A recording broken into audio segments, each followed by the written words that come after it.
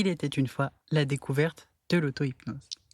Après m'être complètement trempé sur la thérapie et surtout sur l'hypnose, je réalise avec plaisir ce podcast afin de te donner ma propre vision de cet outil incroyable qu'est l'hypnose. Je trouve que c'est un sujet encore méconnu et tabou qui mérite vraiment d'être démystifié. Étant très curieuse de découvrir davantage de choses sur mes émotions et mon cerveau, j'expérimente de nombreuses techniques sur moi, notamment l'auto-hypnose. Alors, si tu ne t'y connais pas en hypnose, je t'invite à aller regarder mon épisode consacré à l'hypnose et à sa définition. Certains pratiquent cette dernière, notamment l'auto-hypnose, pour se détendre et s'apaiser. Moi, je l'utilise pour poursuivre ma thérapie. Et j'avoue, tout ce que je découvre sur moi, je trouve cela passionnant. Alors, si tu ne me connais pas, moi c'est Pauline et je suis maître praticien en hypnose. J'accompagne les personnes qui subissent les tourments de leur vie au point de ne plus trouver le sommeil. Afin de démocratiser ce magnifique outil qu'est l'hypnose, je te partage mes propres séances que j'effectue en auto-hypnose. J'ai toujours plusieurs thérapeutes, mais je trouve que mes auto-hypnoses, c'est-à-dire des séances où je ne suis pas accompagné par un praticien, sont d'une richesse incroyable. Tu observeras d'ailleurs qu'après plusieurs épisodes, la précision, la finesse et les messages de mes séances sont bien plus clairs. C'est un peu comme un artiste qui dessine. Ses premiers dessins seront assez grossiers, le temps de trouver sa signature. Eh bien, mes auto-hypnoses, c'est exactement la même chose. Plus le temps passe, plus elles s'affinent. Je te mets en garde cependant. Mon histoire est à écouter en étant installé confortablement. Ne l'écoute pas en voiture, car il est possible que tu partes légèrement en transe. Donc je préfère que tu fasses ça chez toi, pour le bien commun.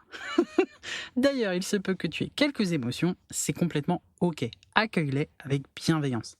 Elles peuvent témoigner de ton empathie, comme faire écho à ta propre histoire. Ce n'est pas grave en soi, tu as probablement quelques sujets à travailler. Alors, trouve un coin tranquille. Et d'ailleurs, pour terminer, je te conseille vivement d'utiliser des écouteurs, car c'est plus facile pour se plonger dans l'histoire. Allez, c'est parti, et bienvenue sur le Chat d'Or. Et si cela t'a plu, n'hésite pas à t'abonner et à partager au maximum mon émission Le Chat d'Or. Et bien évidemment, si tu souhaites travailler avec moi, tu me trouveras sur les réseaux, les liens sont dans ma description. Et n'oublie pas, mieux vaut boiter sur le bon chemin que courir sur le mauvais.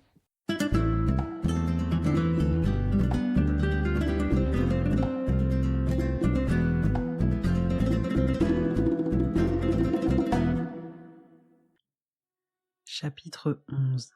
Un nouveau départ. Aujourd'hui, j'ai du mal à me plonger dans ma séance. Je vagabonde entre mes objectifs, mes désirs, mes croyances et mes pensées. C'est confus et en même temps c'est très clair. Ce n'est pas désagréable, pour être honnête. J'aime beaucoup quand ça commence de manière confuse, avant de s'affiner et d'arriver à une, voire plusieurs morales. Elles sont d'ailleurs toujours très jolies. D'ailleurs, je commence ma séance en changeant de musique. Certaines musiques, au fur et à mesure du temps, ne m'apportent plus l'émotion recherchée, notamment les larmes. Alors, je change à partir du moment où elles ne m'embarquent plus assez. La chanson n'a pas changé en soi, c'est simplement moi qui a vécu toute l'émotion que j'avais à vivre dessus. Habituellement, je commence avec beaucoup d'émotions. Là, je ressens qu'il y a beaucoup d'ambition à l'intérieur de moi, beaucoup de volonté d'avancer et de grandir, encore et encore. J'arrive donc sur ma plage, plus précisément dans le fameux tribunal où je me fais remonter les bretelles. Mathias est là, sans vraiment l'être. Lui ayant déjà dit au revoir, je sais que c'est lui, plus par symbolique que par véritable image, comme avant. Ayant bien travaillé le sujet, j'accepte que ce ne soit pas vraiment lui, et j'écoute ma sentence tomber. Il n'y a plus de préambule désormais. Les événements importants arrivent, d'un coup, sans introduction. Le juge me dit simplement « Je vous condamne à vous aimer ». L'emploi du vouvoiement me prouve bien que ce n'est pas vraiment Mathias. Juste un juge qui lui ressemble un peu. Pas grave. J'ai accepté de le laisser partir. Et j'ai accepté de penser à moi. Quand j'y réfléchis, il y a beaucoup de bienveillance dans cette sentence. Juste un constat, un besoin, une envie désormais de grandir à travers toutes mes blessures, encore et encore, sans relâche. Comme si c'est mon devoir, à moi, pour moi, mais aussi pour toutes les personnes que j'accompagne et qui m'entourent. Je retourne sur la plage en une fraction de seconde. C'est assez abrupt, je l'avoue, mais j'y suis habitué maintenant. Petite Pauline se trouve devant moi. Elle est vraiment belle. Pas belle parce que jolie, socialement parlant, mais belle de l'intérieur. Remplie de valeurs fortes et saines, avec une ambition et une détermination propres à elle, qui sont admirables, je dois bien l'avouer.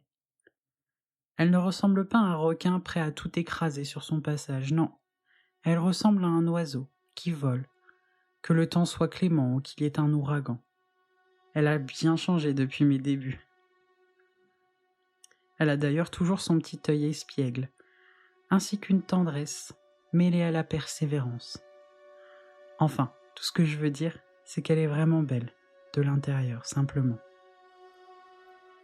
C'est surprenant car cela fait au moins 10 jours que je n'ai pas fait d'auto-hypnose. Et pourtant, je ressens que j'ai peu d'émotions fortes. Quelques larmes sont bien présentes, mais pas les torrents dont j'ai l'habitude. Aurais-je enfin terminé d'évacuer le trop-plein émotionnel de ces 20 dernières années? Telle est la question. En tout cas, c'est fortement agréable de ne plus avoir d'espace mais des réactions émotionnelles aussi violentes. Je ferme cette parenthèse et je me retrouve de nouveau sur la plage. Petite Pauline est toujours présente. Puis je remarque que mon père, ma mère et Mathias sont en face de moi. Je ne comprends pas trop pourquoi, car je l'avais déjà travaillé au préalable. Donc j'attends de voir ce qu'ils veulent vraiment et comprendre pourquoi ils sont là. Puis je me rends compte qu'ils sont en rang, alignés devant moi. Comme si ce n'est pas à eux de faire quelque chose, mais à moi de leur demander. Je suis assez perplexe pour être honnête, mais je ne m'en offusque pas. Je les observe donc, et je prends conscience qu'ils ont tous les trois quelque chose à me donner. Je m'avance vers mon père. C'est assez drôle, car aucun des trois ne ressemble vraiment à la personne, en réalité. C'est plus un symbole qu'autre chose, j'imagine. En m'avançant vers lui, je me souviens d'une précédente séance où je m'interrogeais sur mon enfance et les répercussions que cela aurait eu si je n'avais pas manqué de certaines choses. En soi, je ne reproche rien. D'ailleurs, l'heure du reproche est passée. C'est simplement une interrogation. Je regarde donc les mains de Paul, mon père, et je comprends qu'il me tend un cœur. Il m'a simplement dit « Je n'ai pas réussi à t'aimer comme un père aurait dû le faire.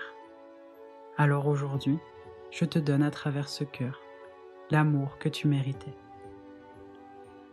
En prenant ce cœur, je n'ai rien ressenti, car j'ai tellement travaillé sur ce sujet que je n'ai plus d'émotion le concernant. D'ailleurs, mon père n'existe plus pour moi. Ce n'est pas un rejet, c'est l'acceptation, à l'état pur de qui il est, et surtout de qui il ne sera jamais. Je l'appelle d'ailleurs par son prénom, et j'ai la capacité aussi de reconnaître ses qualités en tant que personne. Mon père n'existe plus, tout simplement, et je suis en paix avec cela. Cela dit, en prenant le cœur que Paul me tend, j'ai eu la sensation qu'il ne m'est pas destiné. Je me retourne et je l'offre à petite Pauline. En le prenant, les yeux remplis de larmes, je remarque qu'elle est chamboulée, dans une certaine gratitude. Je lui laisse le temps de prendre ce cadeau, car elle mérite cet amour. Elle le récupère délicatement et colle ce dernier contre son propre cœur. Je remarque d'ailleurs que cet amour a réparé l'une des 3 blessures encore visibles chez petite Pauline.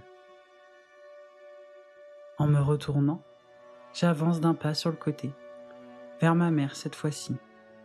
Elle me tend également un cœur. Je lui demande ce qu'il signifie.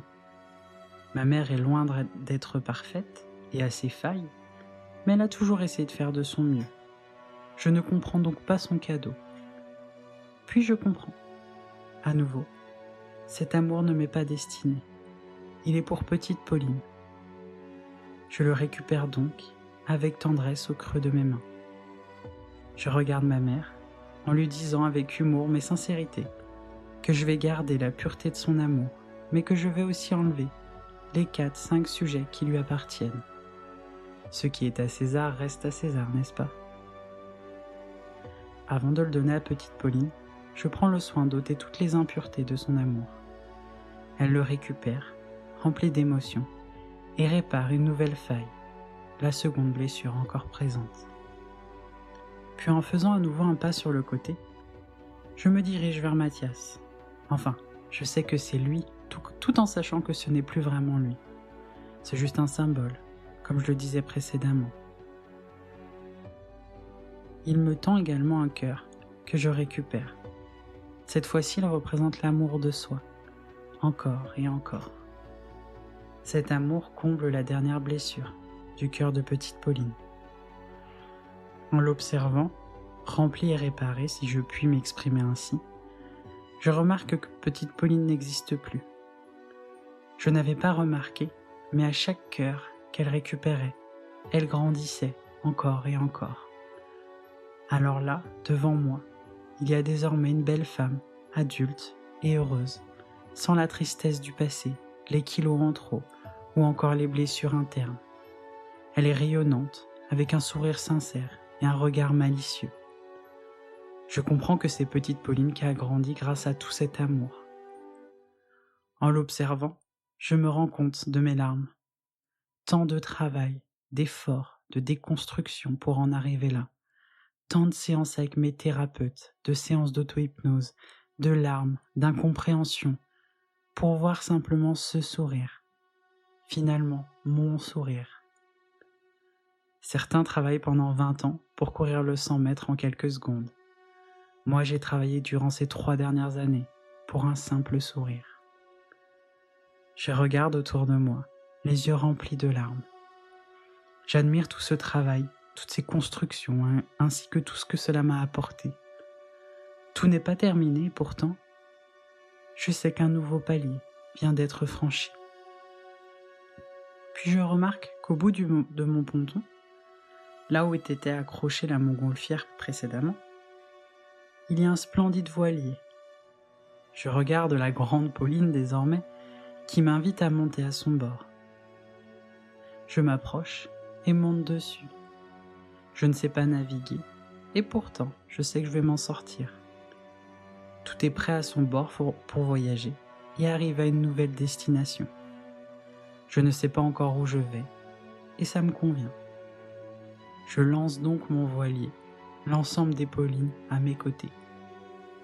Je lance un dernier regard à ma plage, à mon île, les yeux remplis de larmes, de gratitude et d'amour pour ma vie. Cette île m'a permis de me réparer en grande partie. Maintenant, place au présent, ce cadeau dont j'oublie souvent la valeur.